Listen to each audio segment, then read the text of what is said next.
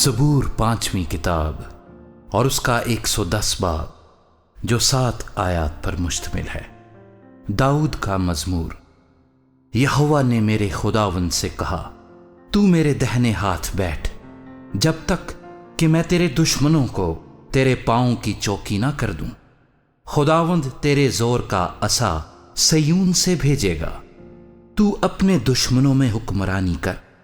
لشکر کشی کے دن تیرے لوگ خوشی سے اپنے آپ کو پیش کرتے ہیں، تیرے جوان پاک آرائش میں ہیں اور صبح کے بطن سے شبنم کی مانند۔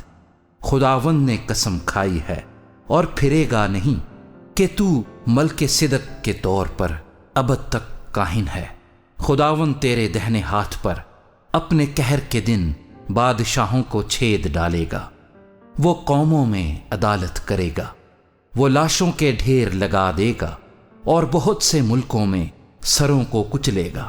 وہ راہ میں ندی کا پانی پیے گا، اس لیے وہ سر کو بلند کرے گا۔